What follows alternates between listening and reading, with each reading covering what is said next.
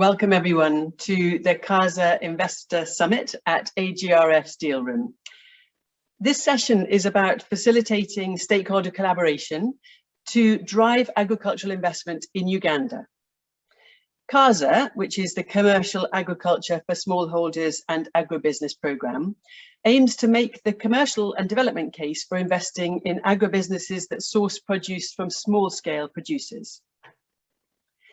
CASA's Investor Summit at AGRF is designed to provide a platform to inform participants about activities conducted by the programme at the country level in Uganda and Malawi. We hope that this will also have relevance to a wider investor audience and other investment support stakeholders across the African continent. Please check the other events that CASA Investor Summit is holding today.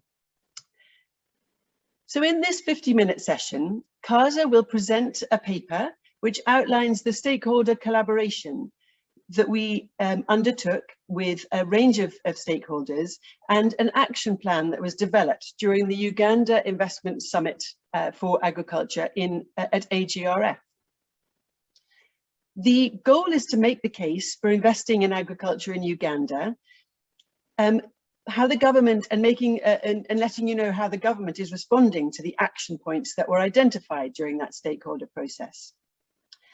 We hope that this will not only inform you about what's happening in Uganda, but also inspire potentially others to follow a similar approach to facilitating stakeholder collaboration and investment promotion. A link to the paper that's been produced is on the chat and is going to be on the CASA website as well, so please do look in more detail at that paper. I think the key here is to emphasize that CASA facilitated the discussion during the process and captured the insights, but the proposed solutions came from people who are working on Ugandan investment day to day, identifying areas where meaningful action can be taken. So you'll hear first from the lead researcher who will present CASA's paper and the main recommendations. Then you'll hear from a number of panelists about the different areas, forms of capital, enabling environment, and technical assistance. And then you'll hear finally from the Ugandan Investment Authority, who will present their priority areas for action that arose from that collaborative process. So first of all, I'd like to turn to Matt Hague, who's the lead researcher and produced the paper that the link is in the chat for. Matt's the research technical advisor at CASA and the lead author of this paper. He has almost 20 years of experience working on monitoring and evaluation across the world. So I'll turn to you, Matt, to give us the key findings from our collaborative process. Yes, good morning. Thank you, Alice, and good morning, everybody else. I'd like to take the opportunity to present our approach to this investor facilitation exercise, and perhaps a few of the lessons we've learned so far. We're hoping that this presents some ideas that other people can copy in the future, and we're certainly planning to follow similar approaches with future interventions in support of countries through AGRF with CASA. It's important to note that we're only partway through this exercise, so we'll have to come back to you later in the year or early next year to let you know whether it's really worked. As Alice introduced, the objective of investor facilitation is to try and understand and address some of the issues in Uganda particularly, which are impeding investment in agriculture. Though of course there's been many studies and workshops, other sort of events that have highlighted these issues, but I think the difference here is our approach, which puts the Ugandan authorities very firmly in the driving seat. I think through the facilitation exercise we try to address a number of different things, but a couple of them are the government can find it difficult to reach investors, particularly new forms of investors such as impact investors. It's a new area, there are new players, many of whom aren't located in the country. And I think also investors can find it difficult to find and understand government, comprehend the challenges they face when delivering for them in a compliant investment environment. So we wanted to make sure that this consultation exercise has been owned and led by state institutions, as these are the only people that can really affect any change to encourage investment. And what we've done is facilitate this consultation exercise around AGRF, which is a natural forum that brings business and government together. The process is intended to frame the key challenges and then provide a structure whereby the national authorities can inform investors of the areas where it will be making real progress in addressing issues. We hope that this will build avenues of communication between state institutions and investors, as well as making practical progress in addressing investor needs. CASA's role, as Alex noted in the introduction in all this, is as a facilitator. We're building on relationships that we already have both within the relevant investor community and also with the institutions in Uganda. So how does this work? Well, we've broken this down into 9 stages. The first stage is understanding the investment infrastructure in Uganda. Obviously, there are multiple entry points to state institutions. Addressing any of these investing challenges rarely relies on one institution, but requires working with multiple different bodies within the public administration. So we started working with Uganda Investment Authority, as this has the core thematic responsibility for investment, and it provides us with an opening into the ability to facilitate and engage with other institutions across government as necessary. This has been a long process, and we started talking to UIA 18 months ago. It's important that these processes are built on trust and arriving at shared objectives, and this takes time to develop. So if you're going to copy this model in the future, don't hurry this path. Most countries will have a similar institution like the UIA, some form of central body, perhaps in the office of the Prime Minister, but some institutional entry point that will facilitate that collaboration. One really important aspect that we're still working on is signing an MOU. So we intended, and we still do intend to sign an MOU with the UIA that will be approved by Parliament. This hasn't gone ahead thus far because of issues actually on our side, but I think it's an important tool that validates the relationship between CASA and the UIA, and also between CASA, the UIA, and the other institutions across government. So we'd recommend very much that this kind of agreement gets put in place at the very early stages. In the second stage, together with UAA, we mapped out the key stakeholders. We're looking for investors in agriculture in Uganda, other financial institutions, other agribusinesses, other value chain actors. But we're also looking for investors that are maybe not so visible, so partners who might be in agriculture but not yet in Uganda, or maybe operating regionally, and might be considering Uganda as an investment decision. So it's important to have this much sort of broader scoping of who the stakeholders are. On the government side, the UIA has been critical in getting us to understand what the core issues are in agriculture in Uganda, the institutional structures, the key policies, and the key people. In stage 3, we sought out thought leaders and other stakeholders that would help us facilitate discussions, help to build consensus and support around this whole idea. CASA is already working in Uganda. We have a number of different interventions. And so we have resources available on a mandate to get involved in supporting investors. If you're not in such a position and you're coming into a country for this purpose, then a crucial aspect is building this collaboration, and it's likely to take a significant amount of time to put together. In the fourth stage, we selected a short list of around 15 institutions and individuals and asked them in confidence to tell us what their challenges were around investing in Uganda. And so from this list of issues, we picked out those that seemed to be the most common, or those that had the best potential to really generate pragmatic, operationalized solutions. For the purposes of this particular paper, we categorized them into 3 forms of capital: technical assistance and the enabling environment, and different countries will obviously have different sort of thematic groupings of priorities. And for each of these, we found a champion, and you'll hear from them in just a moment.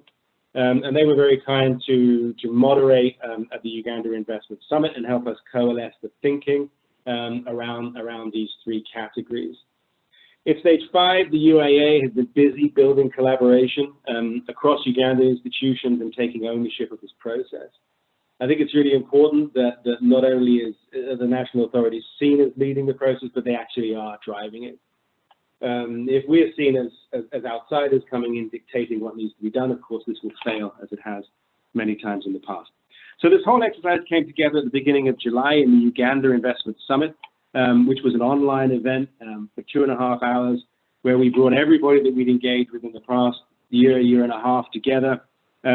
with the purpose of really unpacking all of these issues that the interviews had surfaced, and getting to see which were the most important, and then working out who needed to do what, by when and how. For an online event, I would say it was very successful. I mean, given the extent of Zoom exhaustion, getting people together for 2.5 hours, I think was a significant achievement. But looking back at it, I feel that an in-person event would be the way to go if it was at all possible. It would enable you to really unpack all these ideas in the detail that they need, to build the relationships that success is absolutely dependent on, and to get some sort of understanding of local sensitivities and nuances, things that can be said one-to-one that can't be said 1-70 in a recorded Zoom meeting. Now we're moving towards the more operational end of the process under stage 7. The UIA has identified those areas where it feels it can make some traction in the near term. Obviously, we're not looking to solve everything, but we're looking to pick some low-hanging fruit and make progress on getting to the fruit a bit higher up in the tree. I think it's better to have traction on 2 or 3 things done in half a year than lots of rather more nebulous discussions around progress being made and nothing really achieved. The real objective here is to get some wins in, get some traction, and get some building between government and investors that things are really getting done. So stage 8, this is in part today's session. A little bit later, the UIA is going to present the areas where it's going to focus from the list that we developed in the summit. And I think presenting this in a public forum and to a regional audience is really a clear commitment towards investors. The government is listening to their needs and more importantly, is acting upon them. And I hope that the whole Uganda Investment Summit also contributed information to Uganda as they do their country pitch at AGRF later. And then finally, clearly, there's only a few things that are going to be picked up immediately. There are things that will take a longer time, and we'll need coalitions built across institutions, and we'll need budgets found. And CASA will be supporting UIA as they take these messages across government and build those alliances that are needed to make the change happen. We will set up working groups that will help bring all those different parties together. And whilst we don't have a mandate to supervise or oversee UIA, a lot of people have been putting a lot of effort into getting this whole process going. So we will be reporting back to you over the next 12 months to let you know how the whole process goes and where we end up. And so I think my time is done. And with that, I will hand back to Alice. Thank you very much indeed. Thank you very much, Matt. And that was a really useful summary of the process that we went through. And now that we're going to move on to some of the panelists to explain the issues that we explored during the Investor Summit and to tell you a little bit about the 3 breakout sessions that were held there. We're going to hear from, I'm going to take the part about the forms of capital. Then we're going to hear from Mahmood Hudda, who will talk about the enabling environment.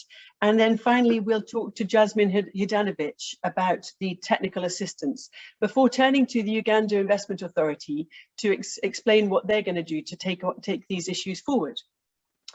So first of all, I'm going to be talking to you about the forms of capital breakout session. There were many excellent people involved in that session, and I'm just the rapporteur from that. So I just want to emphasize again that these are issues and actions that were identified by stakeholders themselves during that process. But the principal issues that were raised about the forms of capital can be put, I think, into 4 different buckets. The first was around the importance of working capital. The second was around the sort of de-risking schemes around investment and the forms of capital that are provided. The third, which is linked to that, is the importance of first loss in some situations, first loss capital that takes a higher type of risk. And then fourthly, other potential types of capital that might be used. So let's take all of those in turn. Firstly, working capital. It's a fairly obvious point, but it was emphasized by many of our participants in the process that there's a need for working capital which should be provided by banks using the right terms to make them accessible to agri-SMEs. And that's particularly because many of the products, perhaps except for a notable exceptions amongst some commercial banks who are really trying to do this, there are a few products that are actually well tailored towards agricultural seasonality and the needs of agribusiness in the working capital space. and actually long-term capital in the formal finance sector that can be on lent to the agricultural sector at a reasonable rate, including working capital that can be taken over a number of different seasons. It was also a focus in our discussions on strengthening the value chain approach, so that we're reducing the risk of the investee to an individual part of the value chain and increasing capital flows across the whole chain. And SME capacity building for increased investment readiness was a key theme, as was information to the agricultural SMEs on what sources and forms of capital exist, so they're more discerning about which they actually need for particular uses. Secondly, on the de-risking schemes, a need for effective de-risking schemes and existing credit guarantee schemes needing perhaps to be changed to meet the needs of smaller and higher risk clients in the agricultural sector, which tend to be overlooked, perhaps not surprisingly, but there might need to be quotas, more attempt to ensure that those guarantees reach those smaller and more difficult clients. We also feel that that might help with a better gender mix, and obviously the mix towards smallholder farmers that are normally excluded. The third area on first loss, and it's a type of de-risking scheme, of course, but it's a particular kind where capital is used to be mixed with other sources of capital that are less able to take a risk. And there are examples of that blended capital which have worked. We think that although it remains in its early stages, this blended finance approach needs to be promoted to raise the awareness of the approach and opportunities. And then finally, other types of appropriate capital, venture debt or mezzanine debt might be more appropriate than venture capital for commercial players interested in agriculture. And there's a need for more specialist non-bank lenders, so recruited through the use of incentives such as guarantees from donors and governments, as well as increased access to wholesale funds. And finally, some potential areas to explore are around grants for purchasing capital equipment to help with collateralization, and invoice factoring, which can be a good way to get working capital revolving more rapidly. So you'll see many of these explored in the paper. That was the first session on forms of capital. I want now to turn to Mahmood Hudda, who is going to talk to us about the enabling environment, which was the second bucket of three that you'll remember that we covered in the summit. His Excellency Mahmood Hudda is the Honorary Consul General of Bangladesh to Uganda. He's currently serving as Chairman of the President's Investors Roundtable on Agriculture. He's currently the Managing Director of Mairye Estate, a family business and farm that exports fresh vegetables and flowers to Europe and USA. He's also served on various boards, including Diamond Trust Bank and Fresh Handling Limited, and he's been part of establishing various businesses, including Uganda Meat Packers Company, Hub Entertainment, Nyumbani Decor, Great Lakes Food, and Mbawo Timberworks. And Mahmood will talk to us about what the summit decided with the key things on enabling environment. Over to you, Mahmood. Thank you, Alice. Welcome, everybody, and good morning. I think the points that Alice had reiterated in her speech are also going to dovetail on what I am going to talk about. And the key here for me as an investor is that, all right, sure we need infrastructure, sure we need the areas of finance and money and whatever you want to call it, or land laws. But the main issue for me is enabling environment. I'll give you an example. If you cannot plant anything in, if you plant and you cannot export it, you cannot ship the product out, you will end up throwing it away. So the enabling environment has three components where I look at, and those are issues having to do with either policy change, either fiscal intervention, or either simple coordination. And I will now go through the main points that were brought up into the paper that was discussed in July. And if anybody wants any further detail, they can refer to the CASA link and get all the details having to do with enabling environment. So enabling environment, stakeholder additionality. There is a need for closer relationships between the banks and other capital providers. For example, impact investors or development finance institutions to better understand investee needs and to enable them to find the most appropriate source of funding. The following needs to happen to build the relationship between banks and other sources of finance. Number one, agriculture finance should become more accessible to SMEs and smallholders.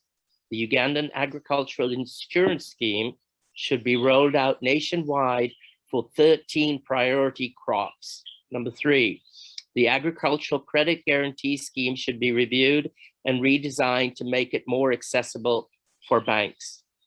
Greater stakeholder consultation would help to ensure the visibility and information gaps for some government bodies and government policies that should be supporting investment are filled.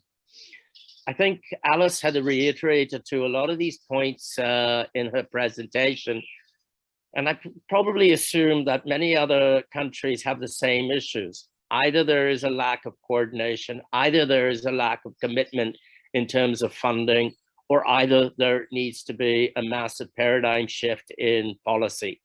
And until these three things happen, I believe we are still going to be playing behind the 8 ball. The second area that came up in the deliberations was to create a centralized database. And the issue here was, look, where do we start? So a centralized database with agroeconomic information about farmers and agri-SMEs would make it easier for smallholders to access financial services. It would also help improve regulation and traceability. To create a centralized database, the agricultural sector needs to be digitalized, with the work of creating a database of farmers currently being undertaken by different government departments consolidated, regulatory barriers to sharing data reviewed, and digital candidature prioritized. Again, I think the main issue here is just coordination in terms of creating a database, but that should be the starting point. The next is an investment environment. How do we create an investment environment?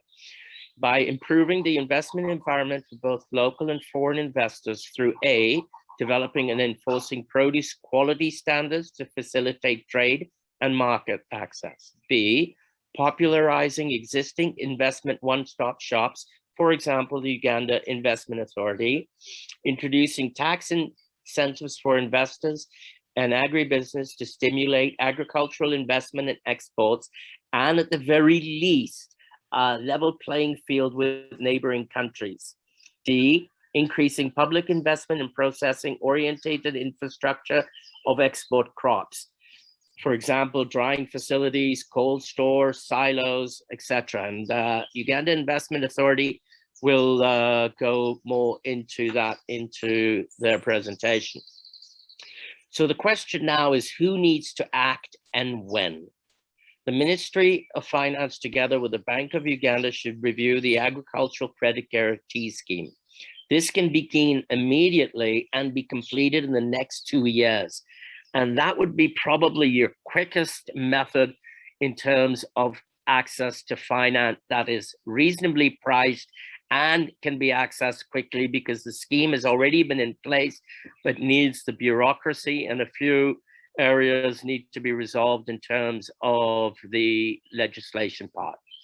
The Uganda Agricultural Insurance Scheme and Uganda Insurers Association should begin work on expanding the agricultural insurance scheme immediately. This again is critical, as many other countries have insurance schemes or have subsidies in place to make sure that their farmers don't die if they end up having a frost or a rain or a flood. And here again, coordination between the Ministry of Finance and the Ministry of Agriculture. The National Information Technology Agency and the Ministry of Agriculture, Animal Industry and Fisheries can be working on a centralized database immediately. Although work on digitizing the whole sector is likely to continue in the medium term. Again, I will allow Uganda Investment Authority to expand on that, but the key is this is where we need to start. And the simple issue is you know, we've got to know ourselves, we've got to know who we are working with before we can start to really make any massive policy changes. The last one is the Uganda Bureau of Standards and Ministry of Trade and Agriculture can quickly target issues around understanding the enforcement of quality standards. Together with financing partners, they can also work over the medium term on investment priorities for infrastructure. I can tell you this area has really taken a lot of importance in the last 2 to 3 months, and specifically because of the various bans that Uganda had on either fresh produce or either maize or either poultry or milk. So this has become a very serious area. And again, the issue of enabling environment becomes extremely important for investor confidence and for de-risking the sector. Alice, that is it for me. I hand over to you. Thank you. Mahmood, thank you very much indeed. And thank you for highlighting some of the really practical points that came through and really action oriented. And I think that highlights the way that we've tried to go about this. Just as an aside, if you do have questions, please post them in the chat. We won't have time to come to questions today, but we will look at questions that are in the chat that you raise, and we'll come back to you separately with answers to those if we can. So finally, moving to the third bucket that we explored during the Uganda Investment Summit, which was around the technical assistance. And to present that is Jasmin Hidanovic, who's an investment manager at AgDevCo, an impact investor investing exclusively in agriculture in Africa. He's part of the technical assistance team as well as the West Africa team, and has experience in investment management as well as designing, implementing and managing technical assistance projects across the African continent, including in Uganda. So Jasmin, look forward to hearing from you about how you capture the findings from the summit. Great, thank you, Alice. So yeah, as we discussed, agribusinesses in Uganda, but also on the wider African continent, are in need of technical assistance, and I'll be referring to it as TA going forward. So the importance here is to de-risk investments and to make these SMEs investable, but also to scale and deepen their impact. Now, there's 3 different buckets of TA that we discussed. There's core business support, so support to the SME itself, the value chain technical assistance, as well as the support partners, institutional support partners. So I'll be taking each of these in turn. Firstly, the core business support. There seems to be a limited pipeline of investment-ready SMEs, and that reflects a need for core business support to get these SMEs into a better shape to make them investment-ready. Specifically, we see that SMEs struggle with basic governance and business processes. So think about things like environmental, social, and governance standards, tax and accounting requirements. And we see that on the supply side, actually TA is not always matched to what the business needs or what their financing needs are. So to address this, we identified a few points to address. So first of all, there needs to be an increased investment in incubation and innovation, with TA providers helping SMEs to grow, and this will also include peer-to-peer support between funders and incubators. Specifically, there's an importance to for incubators to develop businesses over a period of 1 to 3 years so that they have a track record and that they can then pass on these SMEs to investors once they become investable. There's also a need for identification of business challenges and to address them by convening all stakeholders, public and private sector, and including both finance and non-finance areas, and really making sure that there is needs-driven training. There's also a need, as I mentioned, for specific training on software that supports tax and accounting, and this is something that may take some time to put in place, but it's definitely something that we're seeing across the board as being an important area to address. And finally, it's important to also recognize the challenges around corruption and that it's important to work towards better registration of organizations as well as better governance. When we look at the broader value chain, we see that there are particularly TA needs upstream towards smallholder farmers who lack extension services and who may not get them to the extent that they need it from farmer organizations. So there's also some limited clarity on what the value chain development needs are and what the investment opportunity is. But we see some points for action, which are about building the capacity of leaders of organizations, both SMEs and farmer organizations, and providing advice and finance to the sector, and just making them more aware of what types of TA are actually available. It's also important to expand extension expertise, particularly focusing on things like food safety, post-harvest handling, and not just limiting extension services to production. And it's really important to provide training at the local level. And finally, it's important to have a better coordination along the value chain to identify what investment opportunities are across all stages of the value chain. When we look at the wider ecosystem of institutional support partners, we see that there are some development needs as well. There are financial service providers that are not always understanding the needs and the appropriate products that are required for the agriculture sector. And another challenge is that there can be weak business advisory service providers that SMEs rely on. So we see a need for innovative advisory service that is client-led and really is relevant to the services that are needed to address the issues that SMEs are facing. And this will also require the strengthening of the capacity and the business focus of existing farmer organizations to make sure that they are more effective and can advise the farmers they work with more effectively. So just to summarize, out of all these points, there are 4 key action points to address for stakeholders. The first one I already mentioned, which relates to incubation, where donors and government will need to provide ongoing financing for incubation and innovation to really help businesses grow sustainably. To really make sure that once these businesses are incubated, they can be passed on to investors. And I said this can take 1 to 3 years to develop a track record, but it's important that incubators, investors, agribusinesses start the dialogue immediately so that they build a relationship already from the get-go and so that they can be passed on more easily further down the line. I had already mentioned also the need for TA for appropriate tax records, accounting, and governance systems. So putting these software systems in place may take time and will require capacity building of the teams that work at these agribusinesses, but is really important. One point to address in the value chain as well is that agribusinesses can start to organize farmers into groups to make them more efficient. This not only makes them more efficient from an aggregation perspective, but also by being able to provide quality extension services more easily. And finally, there's also a role for government to play, and in particular, the Ministry of Agriculture, Animal Industry and Fisheries, in order to assess the current farmer training infrastructure and to see whether it's still fit for purpose, the extent to which existing training really serves the needs of smaller farmers that are supplying agri-SMEs. And this is work that can start immediately. But on that note, I'll hand it back to Alice for further details. Do refer to the paper that's been shared in the chat. Jasmin, thank you very much indeed. Really clear exposition of what was discussed. So you've heard from the 3 panelists about what was discussed at the Uganda Investment Summit.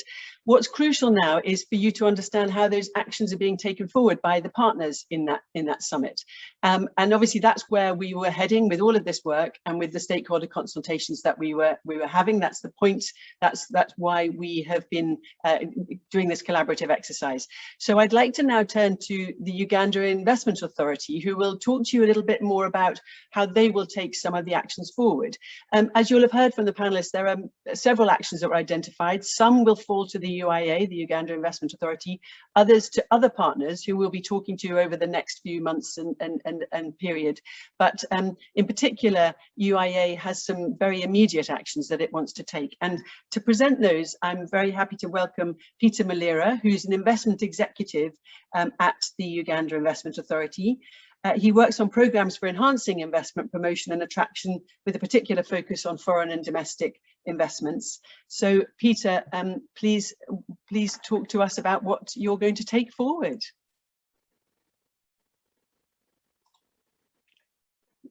You just need to come off mute, Peter. We can't hear you.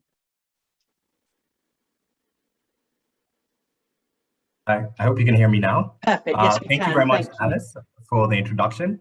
And I will be going into the areas which were discussed in the enabling environment, specifically in terms of the finance. And so to begin with, the area which we had looked at was agriculture financing, be making more accessible to SMEs and smallholder farmers. As Mr. Mahmood had mentioned before, Uganda, of course, has the Uganda Agriculture Insurance Scheme, which is put in place. We also have the Agricultural Credit Facility, which is under the Bank of Uganda. This is to increase the threshold for agricultural credit guarantee schemes in the country, as well as the fact that Uganda Investment Authority has been working with Uganda Development Bank to sign an MOU to increase and connect SMEs in the agriculture sector to access affordable financing. And the other way Uganda Investment Authority has been promoting accessible financing to smallholder farmers is through holding the PE, or private equity and venture capital conference, which has been running for the last 3 years, which was to highlight the alternative finance options to the different players in the agricultural sector. Uganda Investment Authority straight away will be able to work with supports from CASA to engage the Uganda Development Bank, as well as the Ministry of Finance, to review the agricultural credit guarantee scheme and understand the impediments faced by banks to access it. And this also will be in line with the Uganda Bankers Association to also get their input and make sure we get a way forward.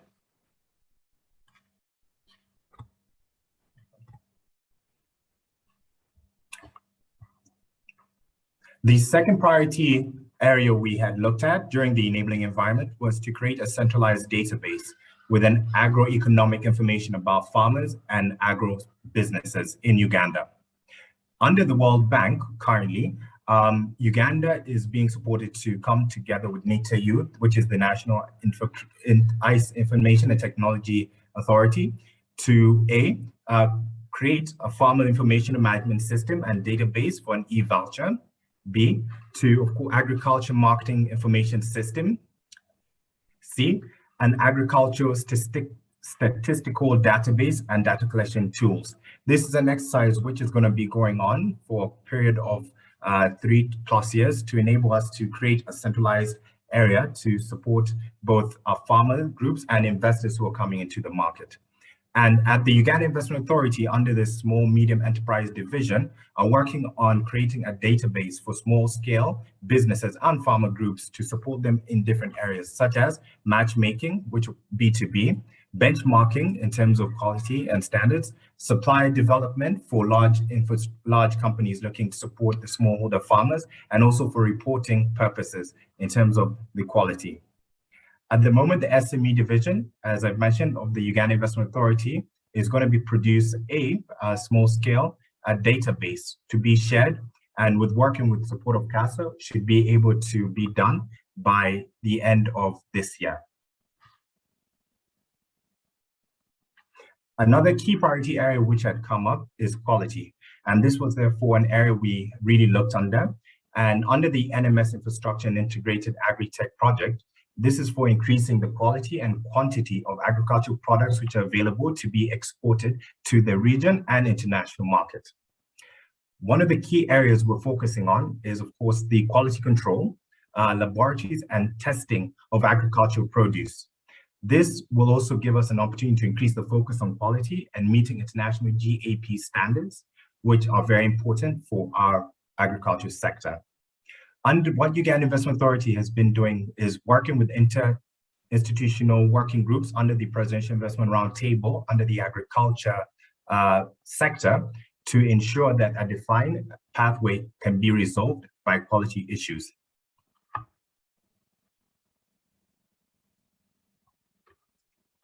At the Uganda Investment Authority, we host the One-Stop Center, which is a center which has 15 different government institutions which are able to facilitate and assist you in terms of starting your business in Uganda.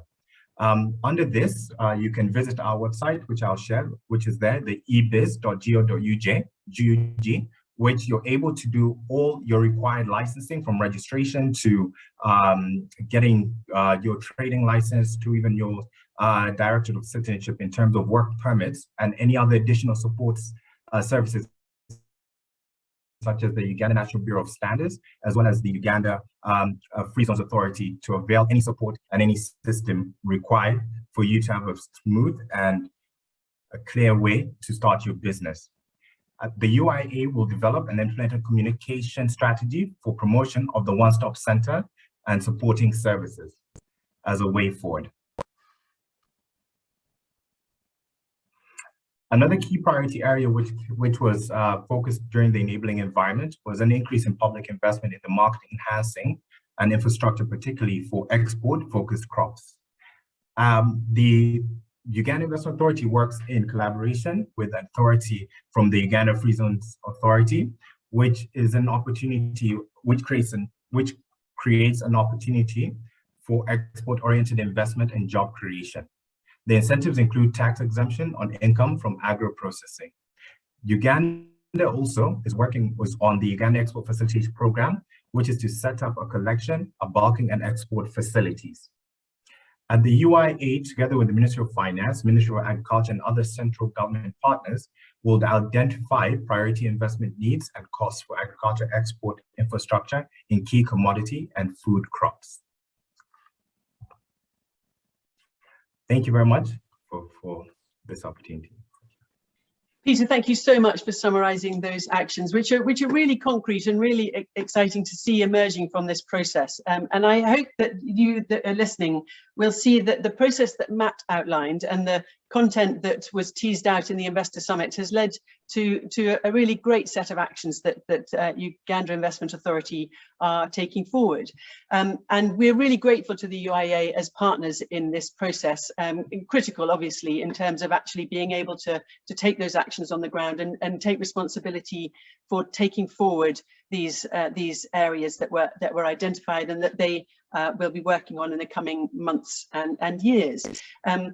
And clearly we are, as I say, very grateful to the UIA, and we'll be working with them and continuing to work with other stakeholders as CASA to make sure that those actions that were identified through this process are supported as they go forward. So we are just finishing in a couple of minutes, so I think we will draw this to a close, but I hope this has given you a good sense of where the process can work to tease out the key issues, where strong partners are critical in order to make sure that we are taking actions that are supported by the rest of the stakeholders, and that we can bring people together in that way to really deliver change, which will support the smallholders to access finance and to have the enabling environment and the technical assistance that they require to really thrive. So thank you very much for joining. Do please join any of the other CASA Investor Summit events that are happening through the day. But we really appreciate you joining this one. And thank you to all of our panelists, to Matt Hague, the lead researcher, to Mahmood Hudda, to Jasmin Hidanovic, to Peter Mollera, and also to